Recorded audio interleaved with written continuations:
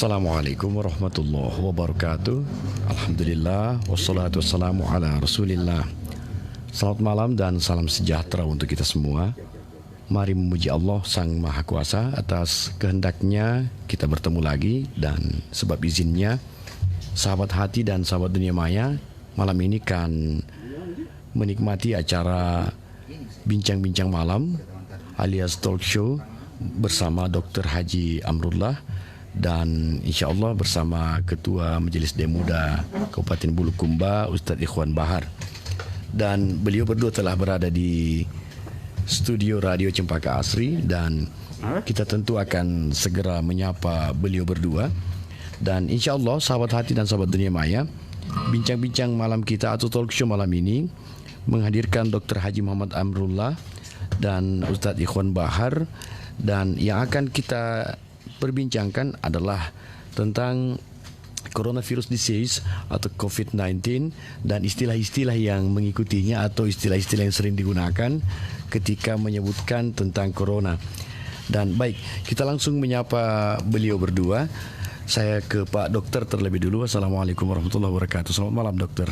Waalaikumsalam warahmatullahi wabarakatuh, dan selamat malam pemirsa RCA 102,5 FM 102,5 FM Bulukumba. Dan Dokter, alhamdulillah sehat. Alhamdulillah sehat ya. Dan seperti yang sahabat Dunia Maya saksikan, sahabat Hati Cempaka dengarkan, beliau malam ini hadir khas dengan masker.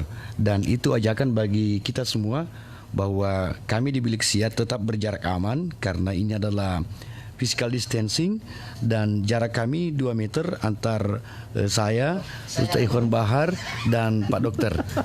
Sehingga jarak yang aman ini tentu Anda harus ikuti dimanapun Anda berada. Dan Assalamualaikum Ustaz. Waalaikumsalam warahmatullahi wabarakatuh. Waalaikumsalam. Kabar Ustaz seperti sedia kala ceria, sehat. Alhamdulillah. Dan malam ini sahabat hati dan sahabat Dunia Maya tentu harus berinteraksi dengan kita. Namun tentu sebagai pendahuluan Pak Dokter dan Pak Ustadz yang akan menyajikan sesuatu. Tidak dianu sahabat Ustaz, hati. dibalik. Ini malam lain. Kita Ya? borongin ini Pak Dokter. Itu yang lebih baik Ustaz. Kita keroyok beliau. Kita keroyok beliau. Sebagaimana corona saat ini mengeroyok dunia. Dan tentu kita apresiasi beliau Ustadz Iya. sebagai garda terdepan Betul. dalam penanganan pandemi yang bernama corona ini. Iya, ini luar biasa ini. Boleh. Ya, dan saya juga agak kabur ini Ustadz tentang yang akan kita perbincangkan malam ini. Betul kan saya sebutkan tadi bahwa tentang corona dan istilah-istilah yang digunakan terkait penanganan corona. Sebenarnya kalau pembicaraan awalnya adalah betul ya seputar dunia kesehatan terkait juga dengan mencuci tangan, dengan menggunakan masker dan relevansinya dengan corona yang saat ini mewabah. Ya. Tetapi Ustadz, masyarakat Indonesia tentu ingin mendengarkan profil dokter kita. Itu yang lebih pokok dulu. Iya, baik, silakan dokter. Ya, silakan Dok. Ya, Bismillahirrahmanirrahim. Assalamualaikum warahmatullahi wabarakatuh. Waalaikumsalam. Selamat malam semuanya. Hari ini kita berjumpa kembali di dalam bincang-bincang tentang masalah kesehatan. Yang ingin saya paparkan tentang bagaimana pengetahuan tentang COVID-19 ini diimplementasikan dalam dunia kesehatan. Tetapi sebelumnya dokter lahir di mana? Baik, profil saya Dr. Haji Muhammad Ampulla, lahir di Ujung Pandang, ya sekarang Makassar, dulu kan Ujung Pandang. Kira-kira 44 tahun yang lalu. Masih muda Ustaz ya? Masih sangat muda Ustaz. Masih bisa.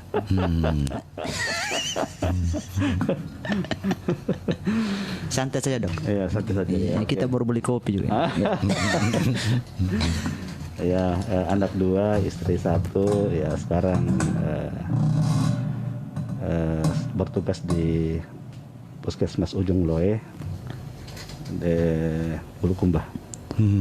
Ya, intinya saya seorang praktisi medis dan pemerhati masalah-masalah kesehatan masyarakat. Ya, kliniknya di apa? Jalan apa ya? Sehari-hari kalau sore di praktek di Apotek Putri, ya, Klinik Dr. Amrullah di Apotek Putri depan rumah sakit. Dan setelah berjam-jam melayani masyarakat, barulah dokter punya kesempatan untuk hadir di studio Radio Cempaka Itu Asri. pun setelah berapa kali jadwal.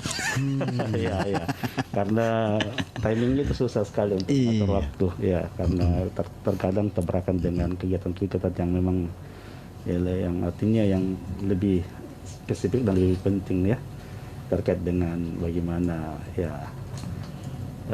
menolong orang dan sebagainya.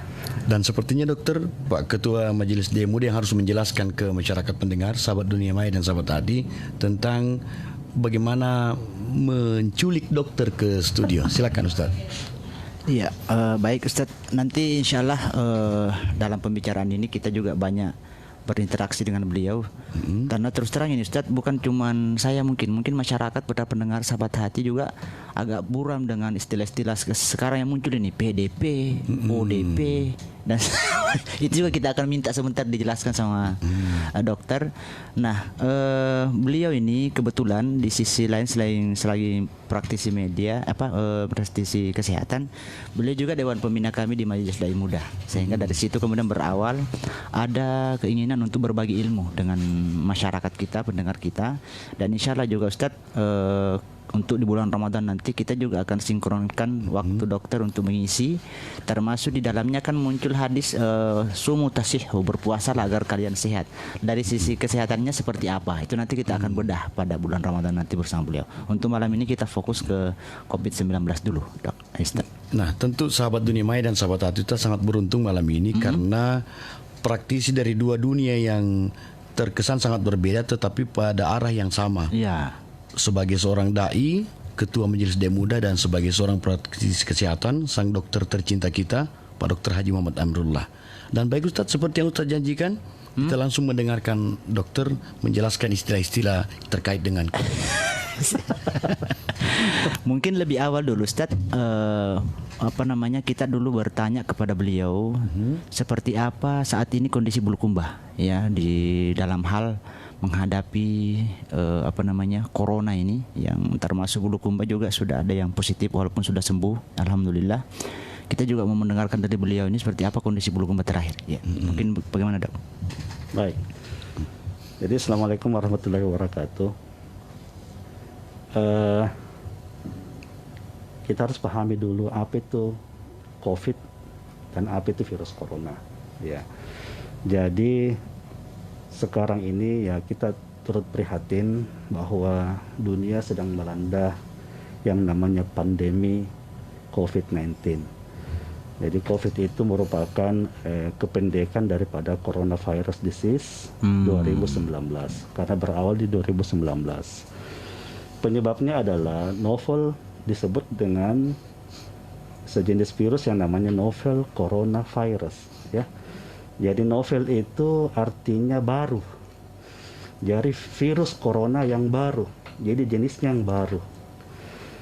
Dalam dunia sains, khususnya ilmu tentang virologi, menurut beberapa para ahli tentang virus, bahwa kurang lebih ada 200 jenis virus corona yang ada di dunia ini.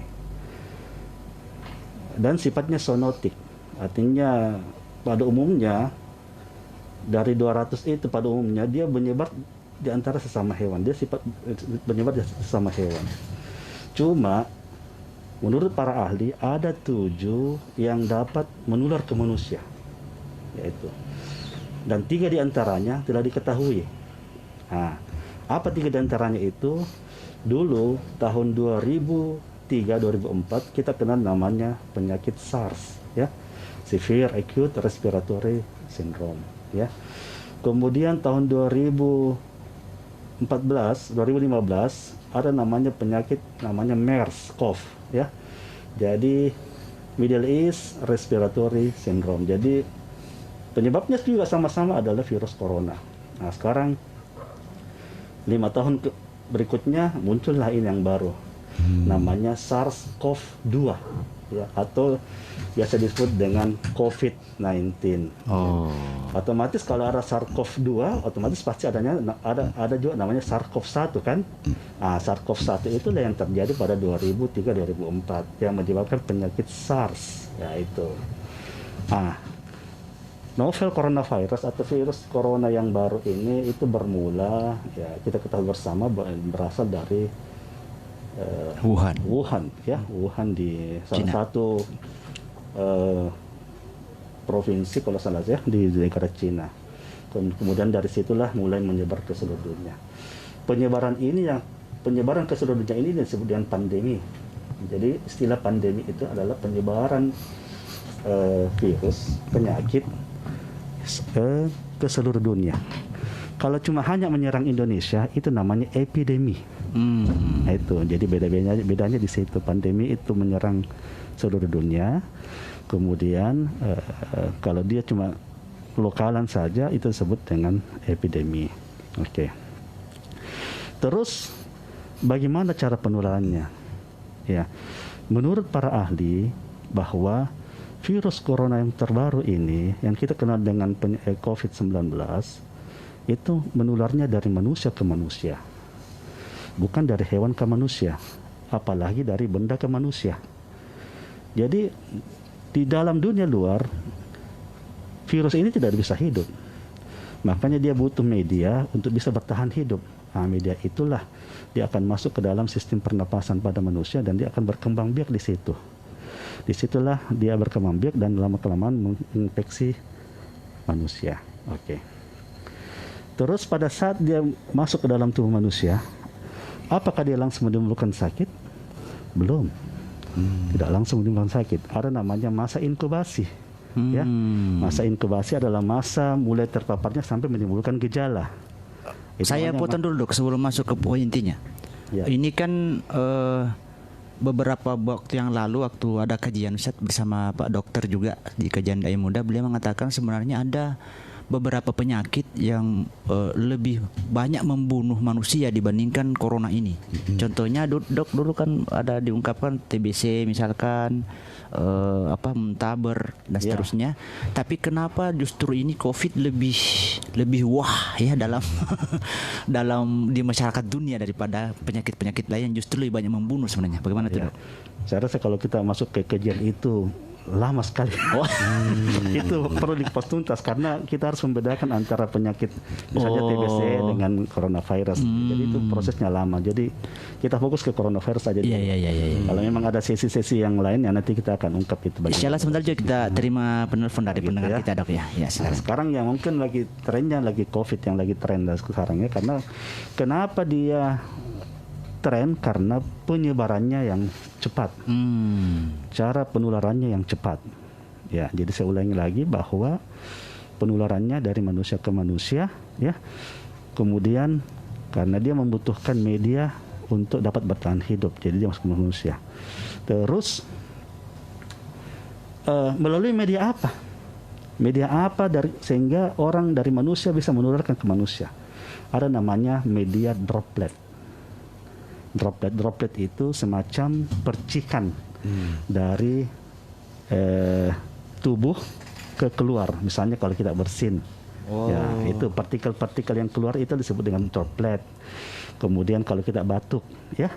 Kemudian kalau kita berbicara mungkin belepotan atau apa orang bilang apa?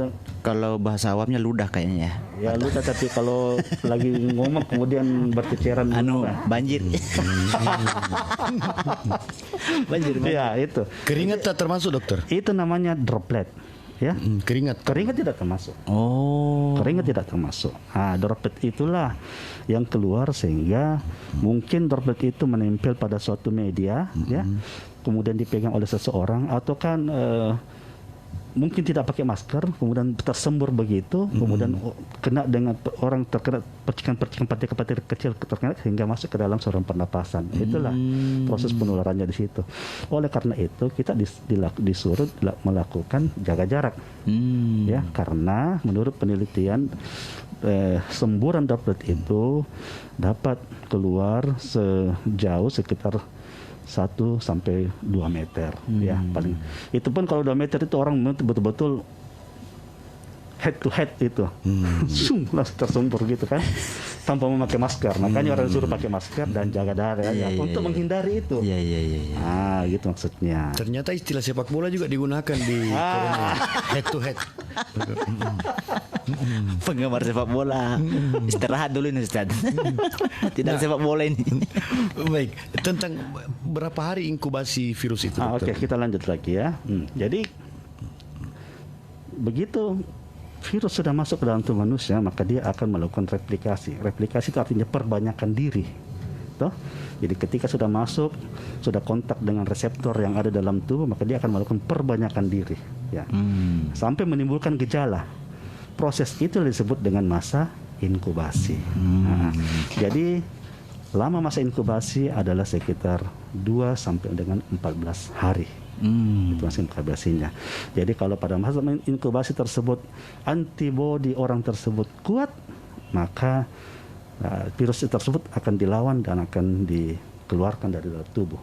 Tapi pada manakala antibodi orang tersebut kalah atau lemah, maka virus akan menjadi ya, akan semakin bertambah dan akan masuk ke dalam saluran pernapasan bagian dalam, khususnya paru-paru, sampai ke ujung-ujungnya disebut dengan ke alveoli yang menimbulkan gangguan pernapasan karena orang susah mengambil oksigen secara maksimal.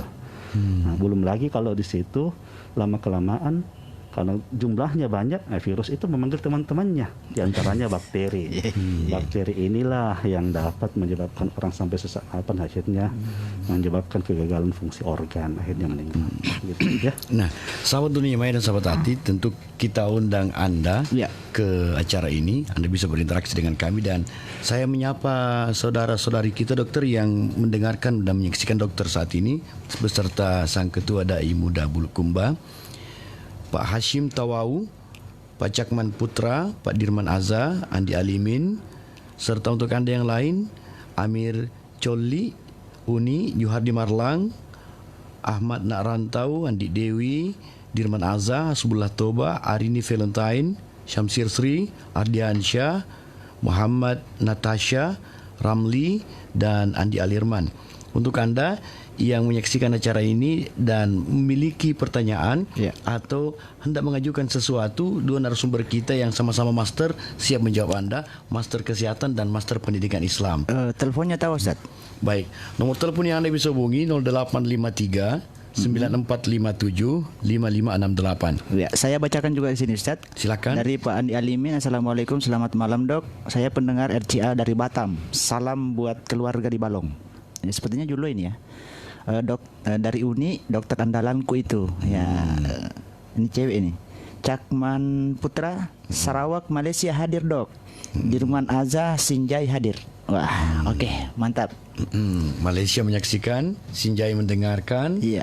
Dan terlebih untuk Anda, silakan apa yang Anda ingin tanyakan ke Pak Dokter dan Pak Ustadz Ikhwan Bahar. Dan saya ke Pak Ustadz Ikhwan Bahar. Iya. Tentang corona, ada beberapa versi di tengah-tengah masyarakat. Ada yang mengatakan ini bukan sekadar pandemi, tapi dipandemikan oleh kalangan tertentu. Dalam perspektif Islam bagaimana Ustaz? Dan dalam perspektif Majelis Dai Muda? Ya, ini pertanyaannya agak menjebak ini Dok. Ya, sesama pemain bola tidak boleh menjebak. Iya, memang gara-gara corona ini mungkin juga dokter merasakan, karena beliau juga selain dari praktisi kesehatan, beliau juga ustadz semuanya. Jadi kalau mau bahasa Arab sama beliau bisa Ustaz. Alhamdulillah. Jadi memang ini penyakit ini muncul, kalau dulu kan yang tren ini NU Muhammadiyah. Sekarang ini muncul Jabariyah Qadariyah gara-gara pandemi ini. Gara-gara corona. Iya, yang mengatakan pokoknya punna karengan Allah Ta'ala pun aero. Ya kena itu. Ya keluar saja, enggak usah pakai masker. Yang penting Allah sudah takdirkan. Ada juga yang mengatakan berikhtiar dulu, berusaha dulu, berdoa dulu, tapi kalau ternyata tetap kena, barulah kita bertawakal kepada Allah. Ini memunculkan dua opini seperti ini. Inilah sebabnya sehingga masyarakat kita ada yang patuh pada anjuran pemerintah, ada juga yang tidak. Sehingga muncul meme terakhir ini kan polisi India sudah turun di Bulukumba ya. Dan juga Ustadz, sebagai bahan laporan saya ke dokter bahwa bilik siar ini dan studio ini sebelum dokter datang sudah semprot, telah disinfeksikan. Oh ya, sudah disinfektan ya. Iya. Dan insya Allah ketika dokter menghirup nafas panjang, insya Allah akan sangat segar. Iya. Dan pendingin ruangan ini dokter juga kami telah sterilkan. Karena tentu kami tak ingin mati kutu di hadapan dokter bahwa ruangan ini punya catatan-catatan negatif dari sang dokter kesayangan kita. Iya. Ini para pendengar silakan berinteraksi lewat via telepon di RCA atau juga melalui komentar di halaman Facebook kami di RCA 102,5 FM. Iya, silakan. Dan baik, saya kembali ke dokter Ustadz. Ketika masyarakat takut pada istilah isolasi dan istilah lain, misalnya orang dalam pengawasan atau pasien dalam pemantauan dan lain-lain. Istilah apa lagi yang masyarakat belum dengar, dan istilah apa yang masyarakat telah dengar tapi masyarakat termasuk saya belum mengerti dokter? Iya. Jadi di penyakit COVID ini ada beberapa istilah-istilah ya. Ada namanya istilahnya OTG. OTG itu orang tanpa gejala. Terus ada istilahnya ODP, orang dalam pengawasan. Ya, terus ada namanya PDP, ODP, orang dalam pemantauan. Kemudian ada namanya PDP, pasien dalam pengawasan. Ya, kemudian ada namanya pasien yang terkonfirmasi. Ya, nah, apa itu OTG, apa itu ODP, apa itu PDP dan berikutnya. OTG itu adalah semua istilah-istilah ini adalah semua istilah yang diarahkan kepada penemuan atau dugaan tentang orang tertular penyakit COVID, ya. Bagaimana caranya? Kapan dikatakan orang OTG, ODP, PDP dan sebagainya? Apabila telah mengalami kontak atau telah melakukan perjalanan dari daerah yang disebut dengan transmisi lokal. Daerah transmisi lokal adalah daerah yang dimana terdapat di dalamnya orang yang sudah terkonfirmasi yang positif pasien COVID itu. Jadi misalnya kalau dari luar negeri, misalnya dari Malaysia, dari Cina, dari Jepang, dari Amerika, itu semua daerah-daerah transmisi lokal. Kemudian kalau dari dalam negeri, hampir semua daerah-daerah atau kota-kota besar itu termasuk daerah transmisi lokal, ya, hampir semua, ya. Ya. Jadi termasuk Makassar termasuk daerah transmisi lokal. Kendari transmisi lokal, apalagi Jakarta dan daerah Jawa sekitarnya pasti daerah transmisi lokal karena sudah merupakan daerah zona merah. Nah itu. Jadi orang yang sudah pernah berkunjung dari daerah yang disebut dengan transmisi lokal atau kontak dengan orang yang berasal dari transmisi lokal atau orang yang dinyatakan positif COVID, nah itulah bermacam-macam istilah yang ada di sini, tergantung penemuan gejalanya, ya. Jadi orang dikatakan OTG, jadi orang tanpa gejala. Dari orang yang pernah kontak dengan orang yang terduga COVID, ya, tapi dia tidak ada gejalanya. Kenapa dia tidak bergejala? Ya kemungkinan besar karena imunitasnya masih bagus. Jadi COVID ini tidak selamanya orang jadi sakit. Tergantung sistem imunnya kuat atau tidak. Jadi kalau dia kuat, dia tetap virus corona tetap ada dalam tubuhnya, tetapi dia bisa menularkan. Tetapi dia tidak bergejala. Tidak demam, tidak batuk, tidak ingus dan sebagainya. Nah, bagaimana dengan orang ODP? ODP itu adalah orang yang pernah kontak, yang pernah melakukan perjalanan dari daerah yang transmisi lokal dan sebagainya, tetapi menimbulkan gejala dan gejala ringan, ya.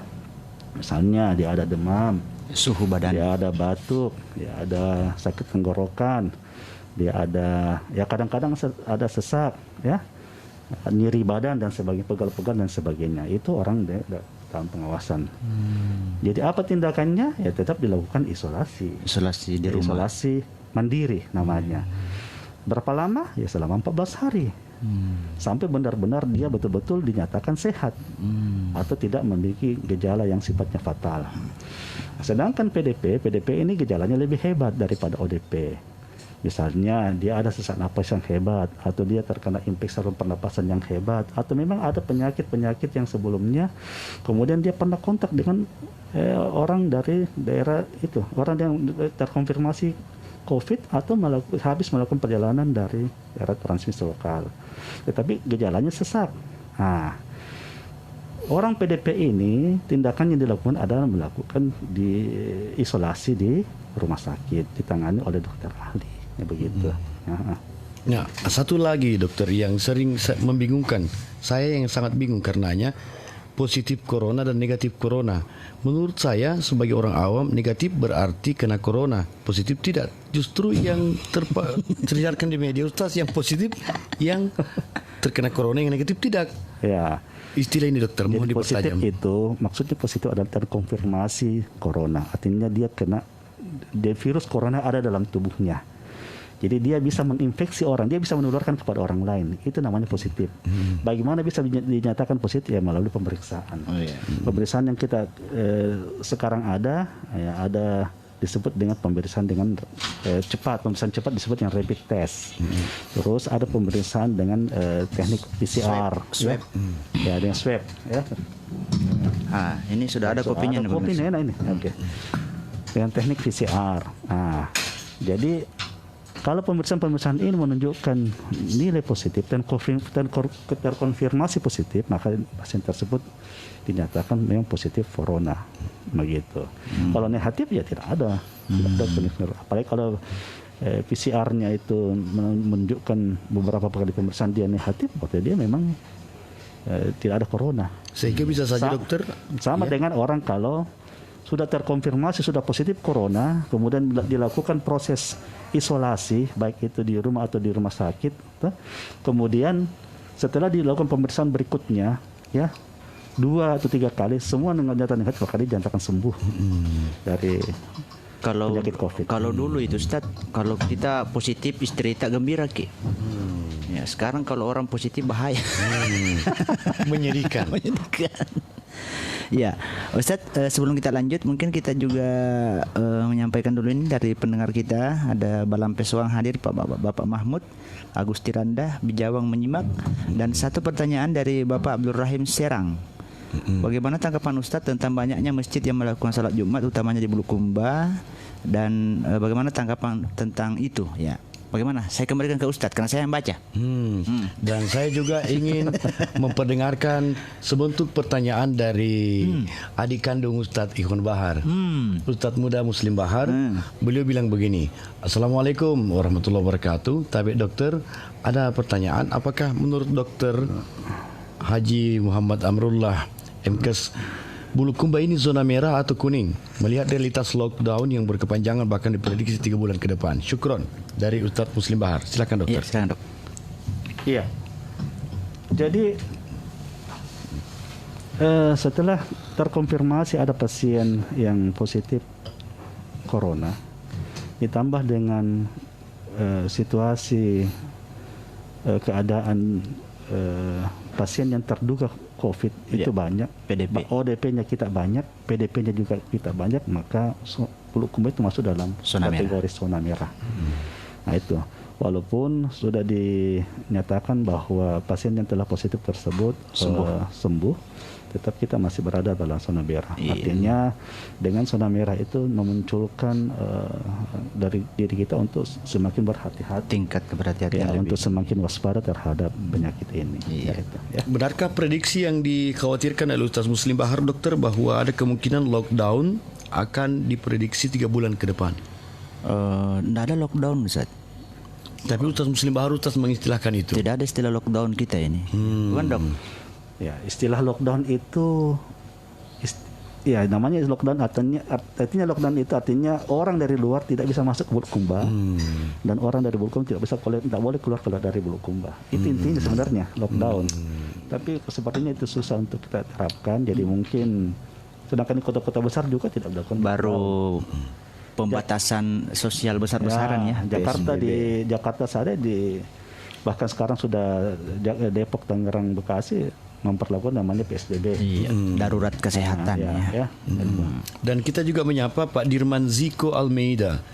Pak Dirman Ziko Almeida bilang, selamat malam dokter dan Pak Ustadz, acara ini luar biasa, memberikan pemahaman tentang COVID-19. Terima kasih Pak Dirman Ziko Almeida.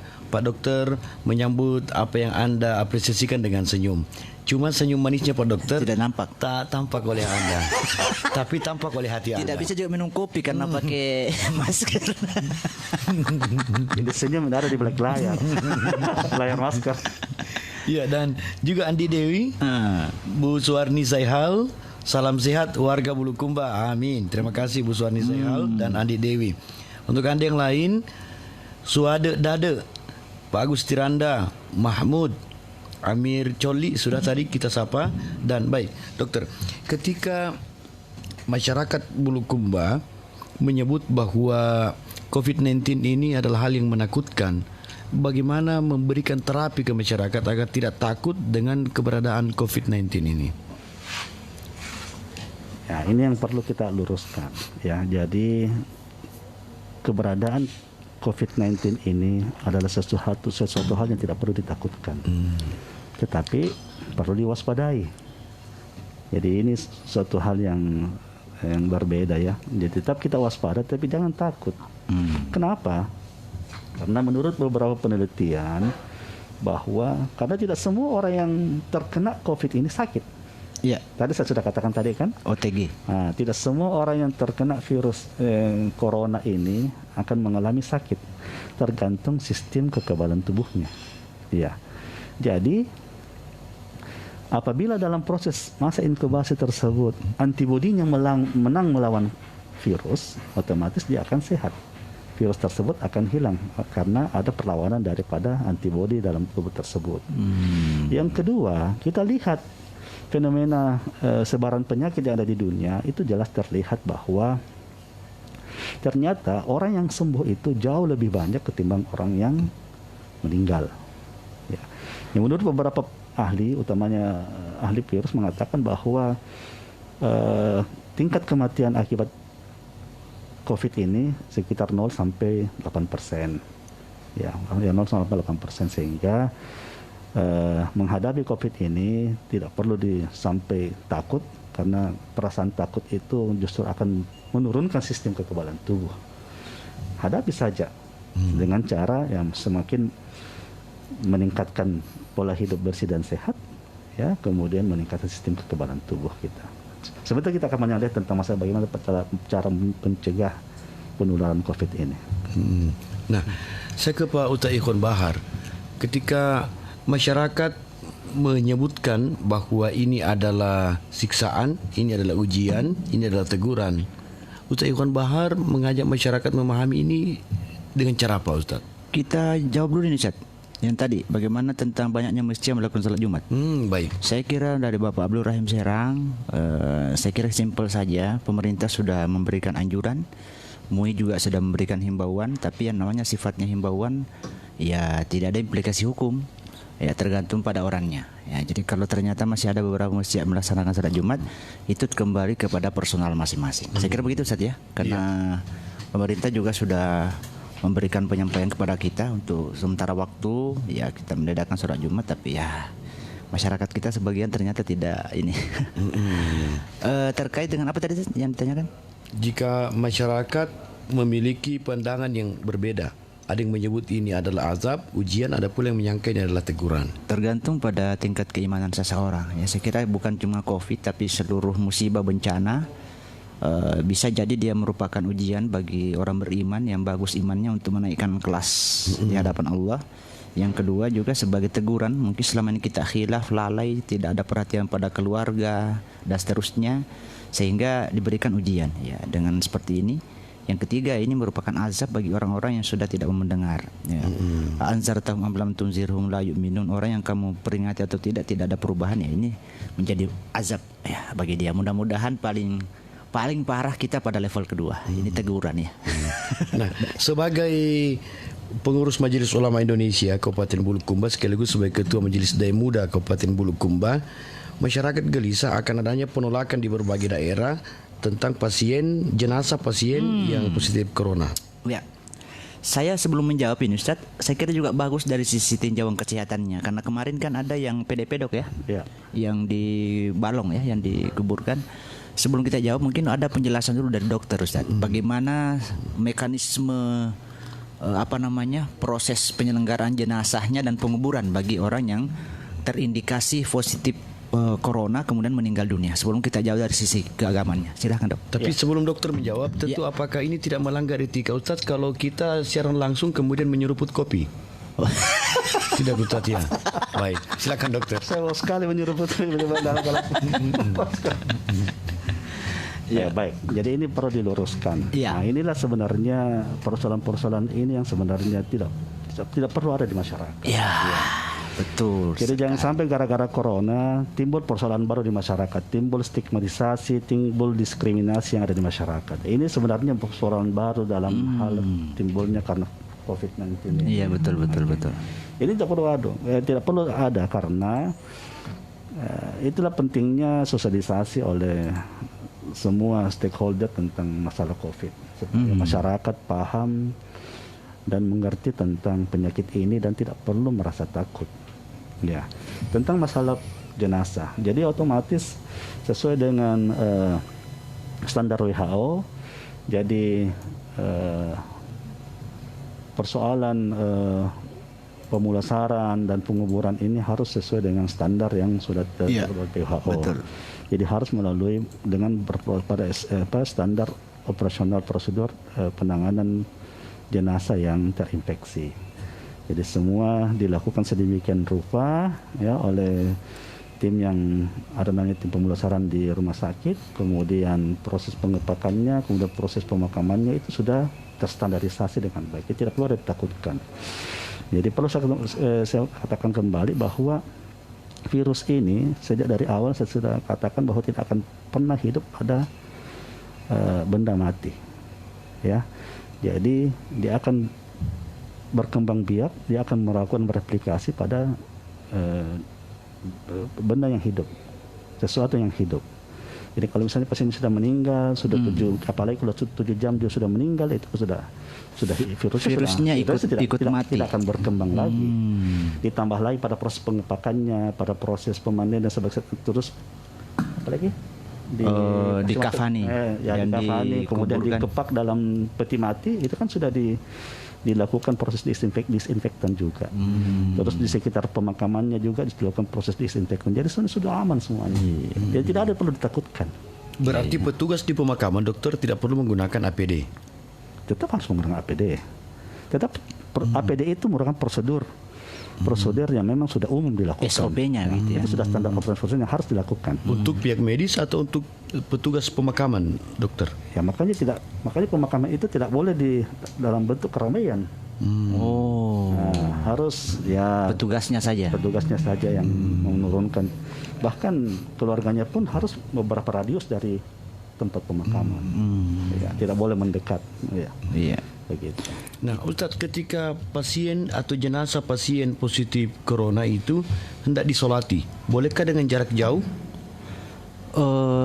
Sebenarnya tadi sudah membantu dari yang disampaikan oleh dokter ya malam ini terkait dengan penguburan itu. Kami juga di Dai Muda sudah mengeluarkan pernyataan terkait itu bahwa masyarakat tidak perlu takut dan tidak perlu menolak terkait dengan itu, karena yang penting sudah sesuai dengan standar yang ditetapkan oleh pemerintah, dalam hal ini Kementerian Kesehatan dan WHO, bagaimana prosedur penyelenggaraan jenazah. Termasuk kalau dia muslim, Ustaz ya. Jadi kita tidak dimandikan, Dok ya? Ya? Tidak dimandikan. Kalau yang SOP-nya ada memang ada standarnya juga. Dia internal di dalam ya. Kemudian biasanya setahu saya tetap disolati, Dok ya, oleh petugas. Ya, tetap disolati walaupun mungkin hanya beberapa orang yang di dalam ruangan itu. Jadi kalau disolatinya tetap. Kalau dan tetap memakai APD. Tetap menggunakan APD, dan bagi keluarga yang mensolati, saya kira Ustadz juga paham sama dengan saya bahwa bagi jenazah meskipun tidak ada di hadapan kita boleh melaksanakan sholat gaib. Jadi bagi keluarga yang karena memang tidak diperkenankan ramai seperti tadi dibilang dokter, silakan mensolati dari rumah atau dari kejauhan dengan sholat gaib. Tidak mesti jenazahnya ada di hadapan kita. Saya kira begitu, Ustaz. Dan Pak Dokter, Pak Ustadz, Pak Ketua, ada apresiasi dari Pak Dedi Rukmana. Beliau bilang, Pak Ustadz dan Pak Dokter, saya sangat suka acara ini, sangat mencerahkan, sungguh mencerdaskan. Ini di Bontomatek nih, Relo Ale. Selamat malam, Bontomatek nih, Kecamatan Relo Ale, Pak Dedi Rukmana. Pak Dokter pasti tersenyum pula, karena saya melihat ekor mata dokter agak membentuk pola senyum manis. Iya. Cuma senyum asli saya tak tampak senyum beliau, tetapi dari ekor mata dokter saya bisa meyakini bahwa beliau pasti tersenyum manis. Ada beberapa komentar-komentar di sini sepertinya memperkenalkan diri secara pribadi ke dokter, dan tidak saya bacakan. Salah satu dari yang ragam komentar itu, Ustaz, mohon dibacakan. Salah satunya di sini menyampaikan bahwa Pak Dokter, saya Haji Uni, mamanya Arlan.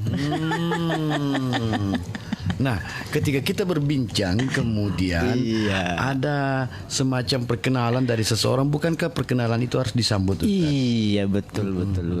Betapa bangganya ketika saya misalnya seorang pasien atau orang yang sering memeriksakan diri ke Pak Dokter, kemudian Pak Dokter bertanya ke saya, Mas Satria tinggalnya di mana?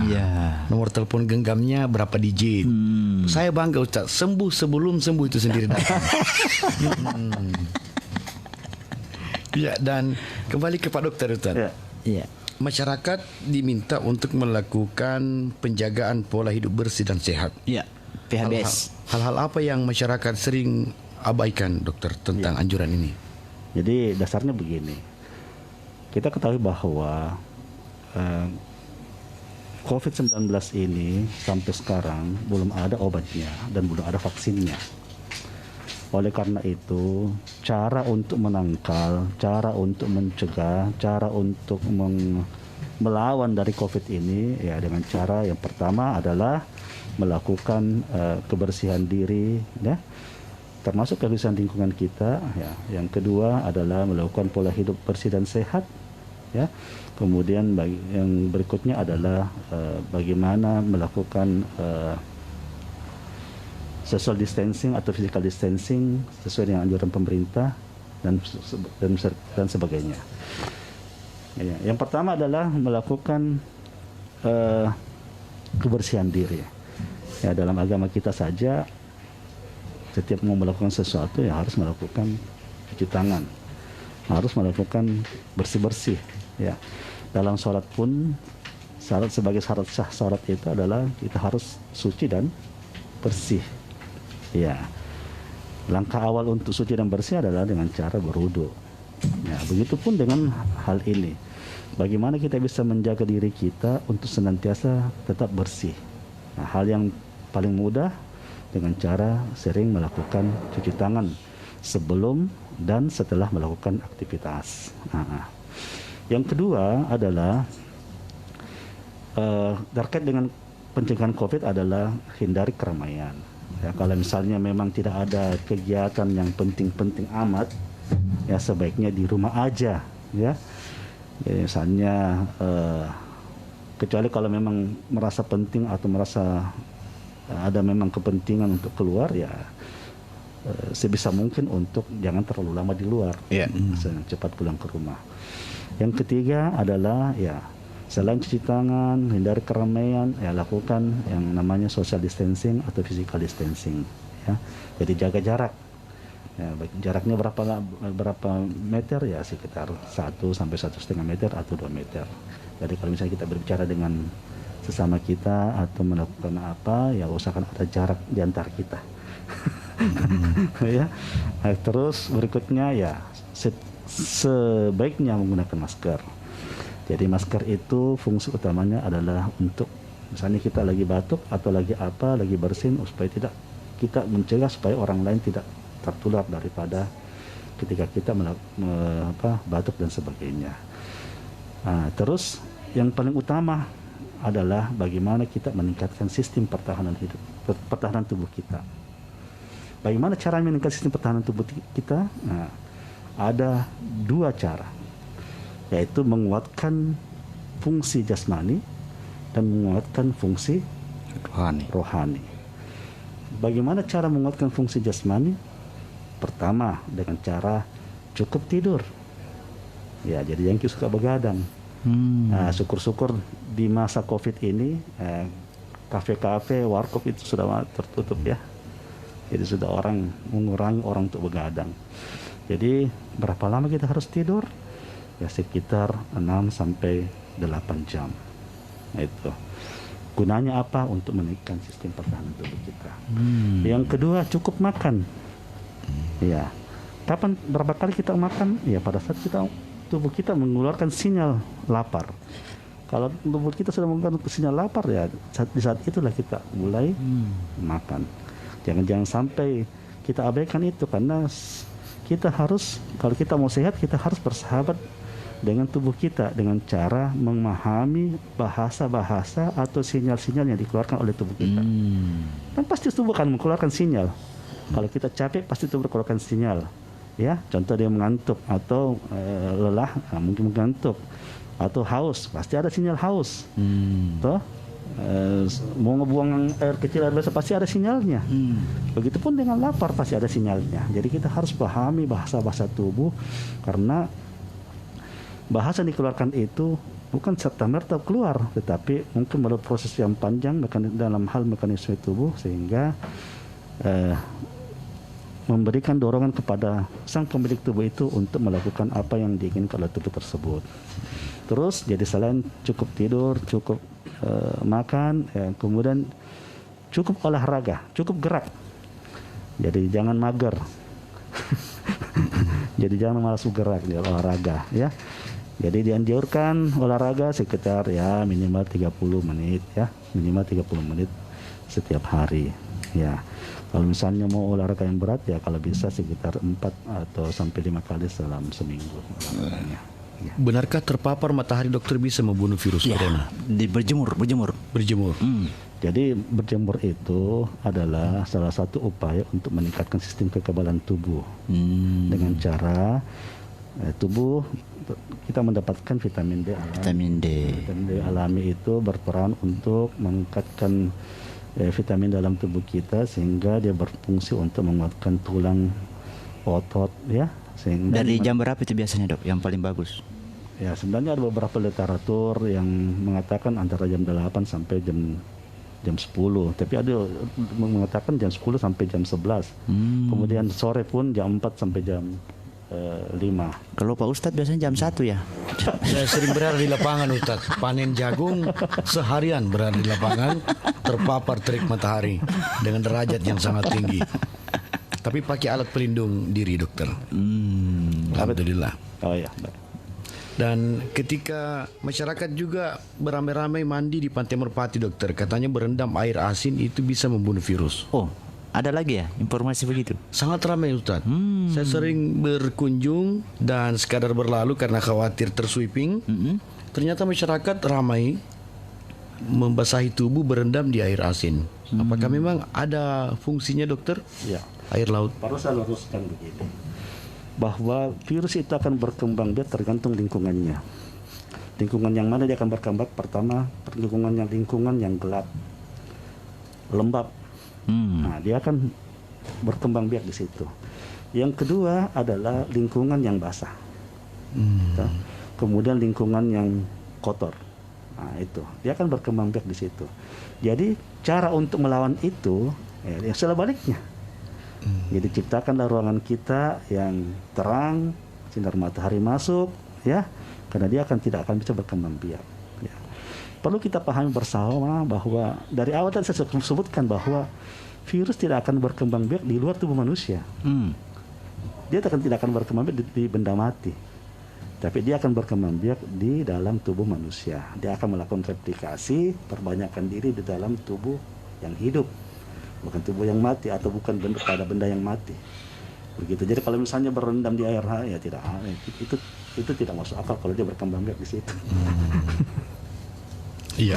Dan Ustadz Ikhwan Bahar, masyarakat gelisah karena adanya isolasi mandiri cenderung menghalangi masyarakat untuk berkinerja, mengais rezeki. Lalu apa yang telah dilakukan oleh Majelis Dai Muda Bulukumba untuk menggalang donasi atau bantuan ke masyarakat terdampak? Untuk saat ini sebenarnya ada beberapa langkah yang telah kami lakukan. Yang pertama secara internal, teman-teman juga sudah membatasi untuk ceramah, sehingga kalau bahasa kasarnya itu kita gantung mic. Ya kalau pemain sepak bola gantung sepatu, kita gantung mic, termasuk Pak Ustadz juga. Kemudian teman-teman sudah berdonasi dan terakhir kami menyerahkan donasi itu ke Stikes. Kenapa kami pilih di Stikes? Karena di sana memproduksi hand sanitizer yang telah diolah melalui laboratorium dan kami tahu itu dibagikan secara gratis dan tetapi gratisnya bahan-bahannya menggunakan bahan yang dibeli. Makanya oleh karena itu saling membantu untuk kemudian kita serahkan ke sana meskipun tidak diminta ya, tetapi saling membantu dan begitu juga teman-teman di BKP RMI juga sudah bergerak untuk itu. Saya kira salah satu hikmah daripada COVID ini dok memunculkan sifat-sifat sosial kita di tengah-tengah masyarakat. Alhamdulillah kita saling bahu-membahu dan saling menguatkan, mudah-mudahan ini segera berlalu ya. Dan termasuk juga RCA Ustaz, salah satu upaya kita dengan menghadirkan pakar yang orang yang tahu dengan bidang itu, karena salah satu kendala kalau kita sotak ya, kita ini hanya di bidang kita masing-masing ya, kita berikanlah kepada orang yang memang ahlinya. Dan baik Ustadz, sebelum Pak Dokter beristirahat tentu Ustadz, satu hal lagi dokter, benarkah penggunaan hand sanitizer dengan sangat sering bisa menyebabkan gatal-gatal atau melepuhnya kulit? Ya, sebenarnya yang baik itu adalah mencuci tangan, pakai air mengalir. Air mengalir. Ya, kalau hand sanitizer itu seperlunya saja pada saat air tidak ada. Ya. Jadi yang paling ideal itu adalah mencuci tangan dengan air mengalir pakai sabun. Nah, kalau memang tidak ada sama sekali air, ya, jadi baru pakai hand sanitizer. Ya, tapi kalau misalnya ada sih tidak perlu pakai hand sanitizer. Karena itu kan hand sanitizer ya bahan bakunya ada orang yang cocok, ada yang tidak cocok, ada yang alergi dengan bahan bakunya, ada yang cocok. Nah, begitu. Jadi yang ideal sebenarnya adalah mencuci tangan pakai dengan air mengalir pakai sabun itu ya. Berarti dokter, pada saat ada beberapa toko yang berjejeran dengan penjualan bahan yang berbeda, setiap konsumen masuk ke toko itu gunakan hand sanitizer, basuh dengan air, pindah lagi ke toko sebelahnya seperti itu lagi, bisa 5 kali penggunaan hand sanitizer dalam durasi 20 menit. Jadi ya itu tadi saran saya, sebaiknya begitu. Sebaiknya gunakan air. Apalagi alhamdulillah dengan adanya Covid ini ya kita lihat di mana-mana semua Toko-toko. baik toko, perkantoran, bahkan di trotoar jalan itu ada tempat cuci tangan. Iya. Dengan sabunnya ada, lengkap dengan sabunnya. Kemudian ada pesannya cuci tangan dengan cara 6 langkah, ya. Nah itu. Jadi bukan hanya saya terpasang di situ, tapi cucilah tangan tekan air. Ya, itu yang paling tepat. Itu yang Bahkan paling ada tepat. masyarakat dokter yang merendam uangnya di ember yang dicampurkan dengan sabun karena khawatir di uang itu ada virus. Ya, bagaimana itu, Lalu Dok? dijemur. Dan saya pikir ini hanya hoax. Ternyata nyata, dokter. Memang ada masyarakat yang melakukan itu. Jadi itulah yang saya sebut dari awal tadi bahwa sesuatu hal yang sifatnya ketakutan yang berlebihan. Iya, iya, iya. Ketakutan yang berlebihan. Ya intinya setelah kita melakukan transaksi dengan menggunakan uang, ya cucilah tangan kita. Atau sebelum kita melakukan sebelum kita memegang uang dan setelah kita melakukan transaksi atau setelah memegang uang ya cucilah kembali tangan kita dengan menggunakan sabun. Itu lebih efektif menurut saya daripada harus merendam uang begitu. Untung kalau uang tidak rusak. Kalau rusak bagaimana? Nah, Iya, iya, iya, iya. Ya, dan baik sahabat hati dan sahabat dunia maya, Pak Dokter dan Pak Ustadz tentu harus beristirahat karena Pak Dokter tadi bilang jam tidur kita harus minimal 6 jam, maksimal 8 jam, dan itu akan meningkatkan imunitas kita semua. Ya, Dan sebelum kita mendengarkan kesimpulan dari beliau berdua, saya menyapa Anda, Pak Ari di Kecamatan Bontotiro, terima kasih telah menyaksikan dan mendengarkan acara ini. Taukonjo Putra Herlang juga terima kasih tak terkira. Bu Sari Bulang, terima kasih pula untuk Anda. Pak Bayu Lika, terima kasih. Pak Arifuddin, serta sahabat hati yang bernama Pak Hashim, juga terima kasih. Pak Abdul Rahim Serang. Dan untuk Anda yang belum tersapa, karena penggunaan dunia maya tentu menyebabkan apa yang kami ucapkan di sini mungkin belum terdengarkan ke Anda secara sepersekian detik, tapi kami telah menuturkannya. Dan ketika acara kami akhiri, Anda belum sempat mendengarkannya, kami telah pamit dari ruang siar ini. Yang pasti kita akan dengarkan kesimpulan dari Pak Dokter, lalu oleh Pak Ustadz Ikom Bahar. Ya, sebelum kita tutup Ustadz, mungkin karena tadi disambung tentang hand sanitizer juga, saya mau bertanya terkait dengan desinfektan ini, Dok. Meluruskan juga pemahaman tentang masyarakat terkait desinfektan yang disemprotkan ke manusia. Ini bagaimana, Dok? Iya. Yang namanya disinfektan itu diarahkan kepada benda mati. Iya. Kalau kepada manusia namanya antiseptik. Hmm. Itu. Jadi kalau ke barang yang hidup, ya misalnya tangan atau apa itu pakai namanya antiseptik. Tapi kalau yang ke arah benda yang mati kayak meja, gagang, apa dan sebagainya, nah itu namanya disinfektan. Itu bedanya di situ. Jadi jangan lakukan penyemprotan disinfektan pada Manusia. pada benda yang hidup, itu salah. Pada benda yang mati karena masing-masing takarannya berbeda. Iya, iya, iya, iya. Takaran antiseptik dengan disinfektan itu beda takarannya. Karena tujuannya juga beda. Begitu. Anehnya dokter, di Kota Semarang, Provinsi Jawa Tengah, ketika penyemprotan di disinfektan, anak-anak berlarian mengikuti pemadam kebakaran karena mereka menyangka ini hujan buatan untuk mereka menikmati rekreasi di saat pandemi corona. Yang bahayanya kalau disinfektan disemprotkan di benda hidup ya, kalau misalnya dia masuk mengenai daerah-daerah selaput kayak selaput mata, selaput hidung dan sebagainya, itu bisa menimbulkan iritasi. Iritasi yang bisa menimbulkan peradangan. Iya, iya. Jadi gangguan pada organ tersebut. Gitu. Baik Ustaz, silakan. Apalagi Ustaz sebelum Saya kira Pak cukup, Dokter? Ustaz. Baik, kita akan dengarkan kesimpulan atau penutup dari Pak Dokter Haji Muhammad Amrullah. Silakan Dokter. Ya, kembali saya tekankan bahwa COVID ini adalah sesuatu hal yang memang perlu diwaspadai tapi tidak perlu ditakuti. Jadi pemerintah kita sudah mengeluarkan statement untuk melindungi warganya, masyarakatnya supaya tercegah dari penyakit COVID ini. Di antara statement-statement itu, itu bagaimana kita selalu melakukan cuci tangan setiap melakukan atau sebelum melakukan dan setelah melakukan sesuatu. Yang kedua, ya kemana-mana sebaiknya menggunakan masker. Ya. Kemudian jaga jarak.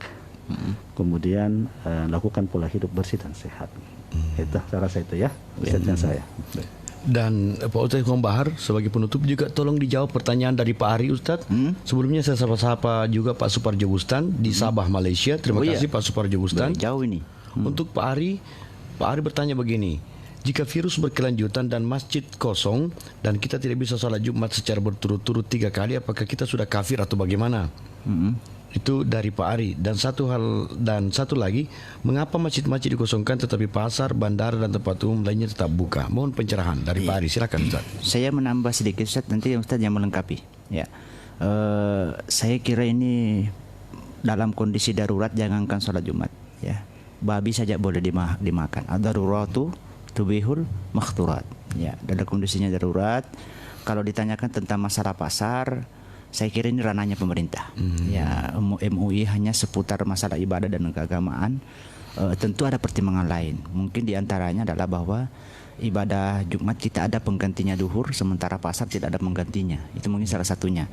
Yang kedua, biasanya orang lebih lama tinggal di masjid dibandingkan kalau pasar hanya lewat, ya, lalu lalang dan seterusnya. Saya kira itu, tapi terkait dengan masalah pasar saya tidak punya wewenang untuk menjawab itu karena itu ranahnya pemerintah, termasuk bandara dan tempat-tempat lainnya. Nah, di bagian akhir Ustaz, saya cuma ingin menyampaikan kepada seluruh pendengar bahwa apapun kebijakan dari pemerintah itu pasti tujuannya baik untuk masyarakat. Begitu juga himbauan dari Majelis Ulama, berusaha kita untuk mentaati. Begitu juga himbauan dari Kapolri dan seterusnya. Ya, ini adalah langkah-langkah yang telah dipikirkan matang-matang kemudian disampaikan kepada masyarakat untuk diikuti. Jangan diakhiri dulu Ustaz, saya minta 1 menit lagi. Pak Dirman Azza bilang begini, dengan adanya COVID-19 banyak masyarakat mengatakan bahwa gerbang kiamat sudah terbuka atau kian dekat. Saking berbahayanya virus yang bernama Corona dan Ka'bah pun ditutup beberapa hari. Nah, jika tak ada lagi umat Islam yang bertawaf di sekeliling Ka'bah, maka itu tanda-tanda kiamat. Apalagi ada larangan sholat Jumat dan sholat tarawih secara berjamaah. Mudah-mudahan kumandang azan tak dilarang di masjid-masjid, karena jika azan tak terdengar lagi, na'udzubillah. Bagaimana tanggapan Pak Ustadz dengan hal tersebut? Silakan Ustadz. Iya. Saya kira juga tidak terlalu tepat kalau kita mengatakan bahwa tidak ada lagi Ka'bah ditutup. Itu tidak benar. Ya, karena saya dapatkan informasi langsung, bukan melalui berita ya. Bukan melalui berita, tetapi langsung dari teman yang tinggal di Saudi, karena saya membimbing jamaah haji dan umrah. Ada yang melaksanakan sholat, cuman tidak dianjurkan dan tidak boleh mendekat jamaah untuk melakukan tawaf di dekat Ka'bah. Kenapa? Karena Ka'bah itu ada kiswah. Kiswah itu kain penutup. Sementara tadi dokter sudah menjelaskan, virus sangat rentan untuk melengket di tempat yang kain-kain. Makanya tidak dibolehkan mendekat.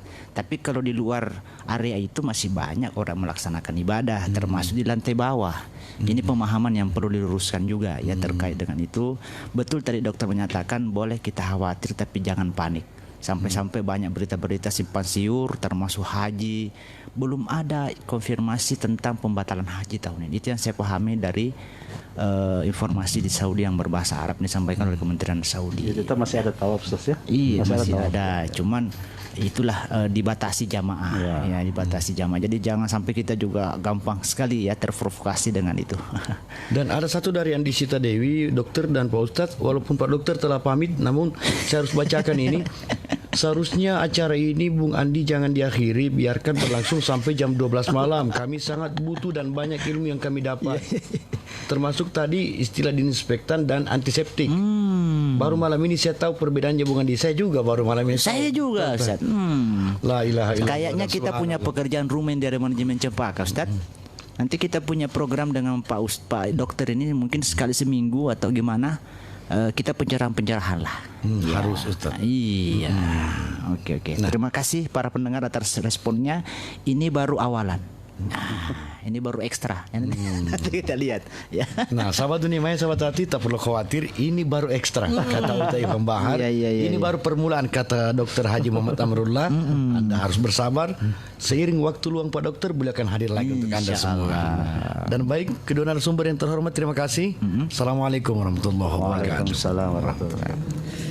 Demikian sahabat hati dan sahabat dunia maya, bincang-bincang malam kita dengan menghadirkan Dr. Haji Muhammad Amrullah MKes dan Ustaz Ikhwan Bahar MPDI. Beliau berdua hadir dengan suasana yang sangat segar, sangat menyejukkan, penuh dengan keilmuan, berbasis kepakaran. Dan Anda yang belum terpuaskan karena waktu yang sangat terbatas, insya Allah pada pertemuan berikut Pak Dokter dan Pak Ustadz akan hadir lagi untuk Anda. Dan apresiasi setinggi-tingginya untuk Anda semuanya, sahabat hati dan sahabat dunia maya, karena telah mengikuti talk show malam ini yang bertema Corona dan istilah-istilah tentang Corona dan anjuran pemerintah terutama pihak medis untuk masyarakat luas bagaimana meningkatkan imunitas dan bagaimana mencegah perebakan virus corona atau coronavirus disease 19. Dan menurut Dr. Haji Muhammad Amrullah MKes, virus corona disebut juga dengan COVID-19 karena bermula di tahun 2019. Saya Andi Satria pamit dari ruang dengar Anda. Wassalamualaikum warahmatullahi wabarakatuh dan salam. Kamar ini ingin ku tulis lagi. Dulu segenggam emas kau bilang aku, selayaknya kau coba.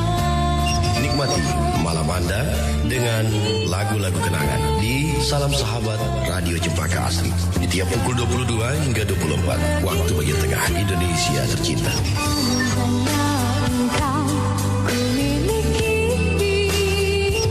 Betapa pedihnya hidupku di rantau orang.